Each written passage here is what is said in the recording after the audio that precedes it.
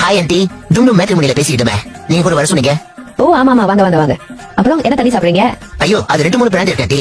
பகல்ல எப்படி, நைட்னா ஓகே. வெங்காயம். என்ன ஆண்டி? டீ காஃபி என்ன சாப்பிடுறீங்கன்னு கேட்டேன். இல்ல ஆண்டி, டீ காஃபி குடிக்கிறது இல்ல, கெஃபீன் ஊத்தி அது உடம்புக்கு வார்ம் வாட்டர் கொடுங்க. பொண்ணு குளிச்சிட்டு இருக்கா, இன்னும் கொஞ்சம் நேரத்துல வந்துருவா.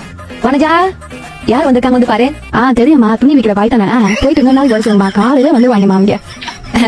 அவ அப்படிதான் கொஞ்சம் சுட்டி. வளர்ப்பு அப்படி. என்னது? இது நல்லா வளர்த்துருக்கீங்க. சரி, டுங்கு மேட்ரிமோனில பார்த்தா உங்க ப்ரொஃபைல் பிடிச்சிருந்தது. என் பொண்ணு டிவோர்ஸ் உங்களுக்கு தெரியும் தானே? நீங்க டிவோர்ஸ் உங்க ப்ரொஃபைல போட்டுருந்தீங்க. எப்படி டிவோர்ஸ் ஆச்சுன்னு தெரிஞ்சுக்கலாமா? ஐயோ ஆண்டி, ஒரு நாள் என் ஃப்ரெண்ட்ஸோட பார்ட்டிக்கு போய் தண்ணி சாப்பிட்டு வீட்டுல வந்து பெட்ல படுத்துட்டேன். மறுநாள் எழுந்திரிச்சு என் பொண்டாட்டி சண்டை போட்டு டிவோர்ஸே பண்ணிட்டேன். ஃப்ரெண்ட்ஸோட தண்ணி சாப்பிட்டு எந்த ஒரு சண்டை சச்சரவு போகாம வீட்டுல வந்து படுத்துறீங்க தானே? அப்படியே அவங்க பொண்டாட்டி டிவோர்ஸ் பண்ணாங்க.